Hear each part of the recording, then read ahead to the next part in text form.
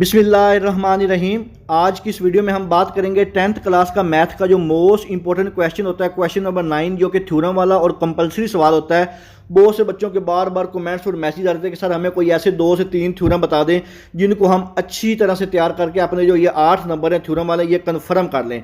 तो आपको यहाँ पे एक चीज़ मैं डिटेल से बता दूं कि ये जो मैं पेपर आपके साथ शेयर कर रहा हूँ ये ऑफिशियली बोर्ड ने खुद मॉडल पेपर जारी किया ताकि आप बच्चों को आइडिया हो जाए कि आपका इस दफ़ा जो 10th क्लास का पेपर है वो किस तरह आना है। और आपका 10th क्लास के पेपर में जो लॉन्ग क्वेश्चन होते हैं ये टोटल 5 सवाल होते हैं। 5 में से आपने 3 सवालों के जवाब देने होते हैं, लेकिन जो सवाल नंबर 9 यानी कि मसले वाला थ्योरम वाला सवाल होता है वो आपका कंपलसरी होता है और हर सवाल के 8 नंबर होते हैं। और इसी तरह आपके जो लॉन्ग क्वेश्चन वाला पोर्शन है ये टोटल 24 मार्क्स का होता है। इसमें से 8 नंबर जो होते हैं वो मसले के होते हैं। तो ये जो बोर्ड ने ऑफिशियली मॉडल पेपर जारी किया, एक तो मैं आपको ये इसकी भी डिटेल शेयर कर देता हूँ कि लॉन्ग क्वेश्चन किस तरह आने, किन किन एक्सरसाइज से आने हैं और आपका पेपर किस तरह आना है। और जो इंपॉर्टेंट थ्योरम है जो बार बार आप रिक्वेस्ट कर रहे थे कि सारे में डिटेल से बता दें ताकि हम उसी थ्योरम को अच्छी तरह करके चले जाएं।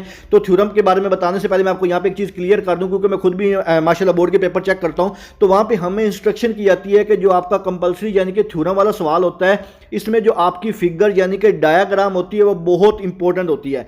वैसे तो पेपर में जो आपका थ्योरम वाला सवाल होता है 8 में से जो डायग्राम होती है इसका सिर्फ 1 नंबर होता है। और अगर आपके पेपर में थ्योरम की डायग्राम गलत हो तो आपका सारा का सारा जो थ्योरम है वो गलत क्रॉस कर दिया जाता है, बेशक आपने सेम टू सेम लिखा हो, 100% करेक्ट लिखा हो। तो इसका मतलब है कि आपने जब भी थ्योरम बेटा याद करना है और पेपर में लिखना है उसकी जो डायग्राम है बेटा उसकी बार बार प्रैक्टिस करनी है। उसके लिए आपके पास कंपास, पैमाना, हर चीज़ होनी चाहिए, लेड पेंसिल होनी चाहिए, ताकि आपका जो थ्योरम वाला सवाल है इसकी जो डायग्राम है इसके ऊपर आपने सबसे ज़्यादा फोकस करना है। डायग्राम का वैसे 1 नंबर है, लेकिन अगर आपकी थ्योरम की डायग्राम गलत हुई तो आपके ये जो बाकी के 7 नंबर होते हैं थ्योरम के वो भी बेटा क्रॉस कर दिए जाते हैं, आपको नहीं दिया था। क्योंकि ये बोर्ड की तरफ से इंस्ट्रक्शन होती है चेकर्स को कि आपने जब भी बोर्ड के पेपर चेक करने हैं थ्योरम का जो डायग्राम है उसको आपने सबसे पहले देखना है। अगर डायग्राम ठीक है तो बाकी थ्योरम चेक करना है, और अगर डायग्राम गलत है तो बाकी सारा मसला जो है बच्चे का थ्योरम जो है उसको आपने क्रॉस करके कोई भी नंबर नहीं देना। तो यहाँ पे आप लोगों से दोबारा यही रिक्वेस्ट है कि बेटा थ्योरम को याद करने से पहले सबसे पहले जो उसका डायग्राम को बार बार बार बार प्रैक्टिस करें तो फिर जाके जो थ्योरम उसको याद कीजिएगा। अगर डायग्राम ठीक होगी तो आपका थ्योरम चेक होगा और आपको नंबर मिलेंगे। तो अब हम बात करते हैं कि इंपॉर्टेंट थ्योरम कौन से हैं। उससे पहले मैं आपको बता दूं कि आपका सबसे पहला जो लॉन्ग क्वेश्चन होता है क्वेश्चन नंबर 5 के नाम से, इसके 2 पार्ट होते हैं, ए और बी पार्ट, और दोनों 4-4 नंबर के होते हैं, यानी कि 8 नंबर का होता है। एक चैप्टर नंबर 1 में से आता है, एक चैप्टर नंबर 2 में से आता है। अब चैप्टर 1 में से कहां से आना है, 2 में से कहां से आना है, इसके ऊपर मैंने एक बहुत ही डिटेल वीडियो बना के अभी अभी चैनल पर अपलोड की है। आप काइंडली जाके उसको देखिएगा। मैंने वहां पर सारे इंपॉर्टेंट क्वेश्चन भी बता दिए और एक्सरसाइज भी बता दी कि आपने कहां से करनी है। और इसी तरह आपका next long question, question number जो 6 होता है, इसके भी ए और बी जो है 2 पार्ट होते हैं। ए पार्ट चैप्टर नंबर 3 में से आता होता है और बी पार्ट चैप्टर नंबर 4 में से आता है। जो चैप्टर नंबर 3 है बेटा इसकी जो इंपॉर्टेंट एक्सरसाइज है वो 3.1, 3.4 और 3.6 है। इनमें आने के चांसेस 100% है। और जो चैप्टर नंबर 4 है बेटा इसकी 4.1 और 4.2 सबसे ज़्यादा इंपॉर्टेंट है, जिसमें से 100% चांसेस है कि ये वाला जो सवाल है उसमें से आएगा, और ये वाला सवाल या तो 3.4 से आएगा या 3.1 से आएगा। अगर इन दोनों में से नहीं आया तो फिर 3.6 में से आएगा। लेकिन 3.4 और 3.6 में से आने के चांसेस 90% है और 3.1 में से आने के चांसेस तकरीबन 70% है। इसके बाद नेक्स्ट आपका जो लॉन्ग क्वेश्चन होता है क्वेश्चन नंबर 7 के नाम से होता है। और ये जो आपका लॉन्ग क्वेश्चन होता है ये आपका चैप्टर नंबर जो होता है 5 में और चैप्टर नंबर 6 इन दोनों को मिला के मिलाता है। चैप्टर नंबर जो 5 है इसकी भी मैंने इंपॉर्टेंट लॉन्ग क्वेश्चन अपलोड कर दिए। इसमें जो ज़्यादा इंपॉर्टेंट मशक होती है वो 5.3 होती है, जिसमें से 100% चांस होता है। और जो आपकी बाकी 5.2 और 5.4 है इसमें से आने के चांसेस जो 80 से 70% होते हैं। लेकिन जो आपने सबसे पहले 5.3 है बेटा इसको तैयार करना है, फिर बाद में इन दोनों को देखना है। उसके बाद आपका जो इसी का जो बी पार्ट होता है या जो बी पार्ट होता है वो आपकी जो एक्सरसाइज नंबर 6.3 है वो बेटा बहुत ही ज़्यादा इंपॉर्टेंट है। 6.3 में से ये वाले सवाल आने के चांसेस 100% है। अगर 6.3 में से नहीं आया तो चैप्टर नंबर 6 की जो एग्जाम्पल है उनको आपने अच्छी तरह करके जाना है, वहाँ से ये सवाल पूछा जा सकता है। उसके बाद नेक्स्ट आपका जो क्वेश्चन नंबर 8 होता है इसके भी ए और बी पार्ट होते हैं, लेकिन इसका जो ए पार्ट होता है ये वाला जो पार्ट होता है ये आपको 100% जो चांसेस है 7.4 में आने से हैं।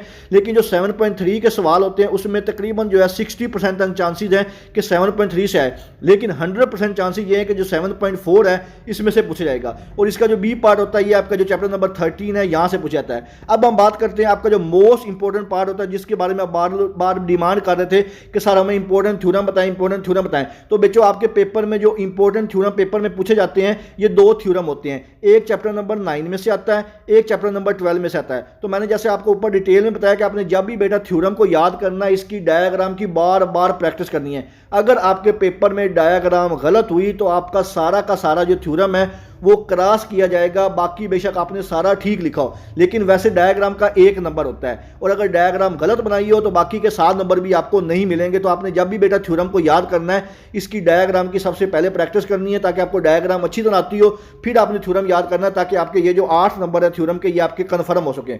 और आपका चैप्टर नंबर 9 में जो थ्योरम होते हैं ये टोटल 5 थ्योरम है। अब यहाँ पे बच्चे बार बार पूछते हैं कि सर चैप्टर नंबर जो 9 है इसके 5 में से इंपॉर्टेंट थ्योरम बता दे।